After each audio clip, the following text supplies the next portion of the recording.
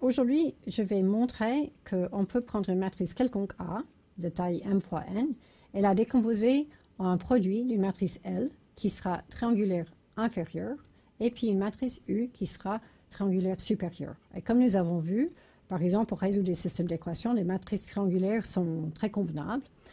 On va après appliquer cette décomposition à la résolution de systèmes d'équations. Mais d'abord, je dois vous montrer que cette décomposition existe. Donc, je vais juste expliquer la notation. Donc, on cherche à écrire une matrice m fois n comme un produit où le L ici sera une matrice triangulaire inférieure. Et puis après, je vais écrire triangulaire inférieure. Et puis U sera une matrice triangulaire supérieure. Après, j'écris triangulaire supérieure. Bon, la notation, ça vient de l'anglais. Le L, c'est pour lower triangular et le U pour upper triangular. Maintenant, on a besoin, pour trouver cette décomposition, ou pour démontrer que ça existe, j'ai besoin d'une première proposition qui nous montre que les matrices élémentaires sont encore meilleures que ce que j'avais dit avant. Soit A, une matrice m fois n, et soit E, une matrice élémentaire. Cette fois, n fois n. Soit E, une matrice élémentaire de type 1, 2 ou 3. Donc, c'est-à-dire, de type 1, c'est un TIJ. De type 2, c'est un DR de lambda réel non nul. Et le type 3, c'est un LRS avec alpha réel. On sait ce qui se passe si on a une matrice élémentaire et on multiplie A à gauche par cette matrice élémentaire. Mais ici, j'ai pris une matrice élémentaire n fois n, donc je vais multiplier à droite. Alors, la matrice AE est la matrice qu'on obtient, la matrice obtenue, en effectuant une opération sur les colonnes de A. Et là, je vais vous expliquer dans chaque cas quelle est cette opération. Donc, type 1, si je prends la matrice A et je multiplie à droite par TIG. Alors ça, c'est la matrice que j'obtiens si j'échange les colonnes I et J de la matrice A. Et puis deuxièmement, si je multiplie la matrice A à droite par une matrice élémentaire DR de lambda, alors on multiplie la RM colonne de A par lambda. Et puis troisième, bon, c'est le plus délicat, si je multiplie à droite par LRS de alpha, alors avant vous vous rappelez que quand je l'ai mis à gauche, j'ai beaucoup insisté sur la notation en disant que le R m'indique quelle ligne change. Maintenant, le S, qui est l'indice colonne, ça va indiquer quelle colonne change. Ici, on rajoute alpha fois la RM colonne de A à la colonne S de A. Donc, de nouveau, je souligne ici, quand on fait à droite et on opère sur les colonnes, ça indique quelle colonne change. Donc, c'est la colonne S de A qui va changer. Maintenant, je fais un exemple justement pour le troisième. Donc, je me donne une matrice. 1, 2, 3, A, B, C, 4, 5, 6. Et je vais multiplier à droite par une matrice élémentaire de la forme LRS de alpha. Donc, je vais me donner cette matrice élémentaire-là. Donc, ça, c'est la matrice A. Ça, c'est la matrice élémentaire. C'est quelle ligne qui a changé? C'est la deuxième ligne qui a changé. J'ai rajouté alpha fois la première ligne. OK, donc maintenant, j'effectue la multiplication. Donc, j'ai 1 plus 2 alpha plus 0. 0 plus 2 plus 0. 0 plus 0 plus 3. Ici, j'ai A plus B alpha. Ici, j'ai 0 plus B plus 0. 0 plus 0 plus C. Ensuite, j'ai 4 plus 5 alpha. 5 et 6.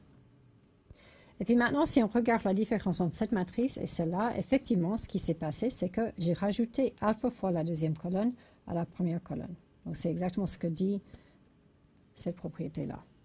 Donc, maintenant, je peux utiliser ça pour vous montrer l'existence de la décomposition LU. Proposition soit A une matrice M fois N. Et je vais mettre une hypothèse assez forte sur la matrice A. Je suppose qu'on puisse réduire A à une forme échelonnée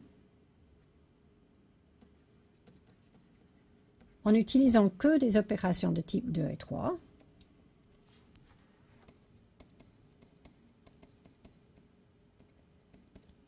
Et avec une condition de plus, donc des types 2 et 3, donc c'est le dr de lambda et LST de alpha avec, et maintenant je mets encore une hypothèse sur le ST. Donc ça c'est juste multiplier une ligne par lambda, mais ici c'est rajouter un multiple de une ligne à une autre, et puis ici je veux supposer que je suis toujours en train de rajouter plus bas. Donc c'est la ligne plus bas qui change, donc S est plus grand que T. Donc ça c'est l'hypothèse que je veux mettre, c'est que cette matrice-là, elle est toujours la forme que j'ai rajouté une ligne plus haut à une ligne plus bas. Alors, il existe, avec cette hypothèse-là, une matrice L triangulaire inférieure et U triangulaire supérieure, telle que A est égal à L fois U. Ça s'appelle la décomposition LU. Maintenant, vous verrez que ce n'est pas unique, en fait, vous verrez dans la preuve, parce qu'on va échelonner la matrice jusqu'à une forme échelonnée, mais juste échelonnée. Et comme on sait que cette forme-là, elle n'est pas unique, on n'aura pas une décomposition unique, mais on aura une décomposition. Maintenant, je vais utiliser cette hypothèse qui est très forte, que je peux échelonner cette matrice en utilisant les multiplications dr de lambda et aussi des opérations élémentaires qui rajoutent toujours plus bas dans la matrice un multiple d'une ligne plus haut.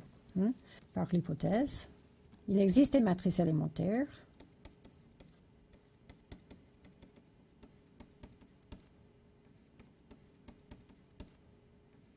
c'est quelle taille M fois M, parce que je vais multiplier à gauche, soit dr de lambda ou LST de alpha, où ici lambda est un nombre réel non nul, alpha est un nombre réel et S est plus grand que T. Donc ça peut varier le STR, tel que si je multiplie la suite de ces matrices par la matrice A, cette matrice-là, elle est échelonnée.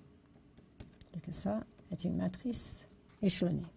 Mais les matrices échelonnées sont triangulaires supérieures. Donc, posons U égale à ça. Et puis, maintenant, ça, c'est un produit de matrices élémentaires. Chaque matrice élémentaire est inversible, donc le produit est inversible. Donc, je peux multiplier à gauche, et puis j'ai que A est l'inverse de cette matrice-là. Donc, maintenant, il reste à voir que cette matrice-là est une matrice triangulaire inférieure. Il reste à voir que la matrice L que je pose est triangulaire inférieure. Ok, bon, maintenant j'utilise une propriété des matrices inversibles. Je sais que pour faire l'inverse d'un produit, je fais le produit des inverses dans l'autre sens. Donc ça c'est E en inverse, E T inverse.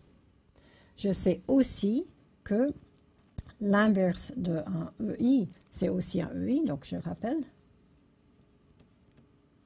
que l'inverse d'un dr de lambda, c'est dr de 1 seul sur lambda, et que l'inverse d'un LST de alpha, c'est LST de moins alpha. Donc maintenant, chacune de ces matrices est de nouveau une matrice élémentaire, parce que l'inverse est de nouveau une matrice élémentaire. Et puis en plus, ça c'est diagonal, et cette matrice-là, comme S est plus grand que T, cette matrice-là, elle est triangulaire inférieure. Donc maintenant, j'ai un produit de matrice triangulaire inférieure, et je laisse ça comme un exercice de montrer qu'un produit de matrice triangulaire inférieure est triangulaire inférieure. Donc maintenant, j'ai le L qui est un produit de ces matrices élémentaires. Chacune est ou bien diagonale, donc ça c'est triangulaire inférieur, ou bien de cette forme-là, aussi triangulaire inférieur. Donc L est bien triangulaire inférieur. Donc, j'ai trouvé la décomposition A égale à LU, L triangulaire inférieur et U triangulaire supérieur. Je voudrais juste, avant d'arrêter, remarquer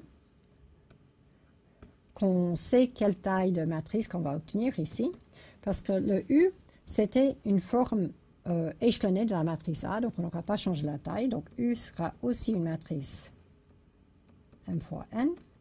Et puis le L, comme c'est un produit ici de matrice M fois M, ça c'est une matrice M fois M. Maintenant, je n'ai pas encore utilisé la propriété que j'ai dans le slide précédent, où il y avait la multiplication à droite par les matrices élémentaires, mais ça viendra dans la prochaine vidéo, qui est la suite, où je vais donner un algorithme pour trouver le L et le U. Okay, le U, on voit comment on va le trouver, mais le L, on ne voit pas exactement. Ça dépend de cette preuve-là.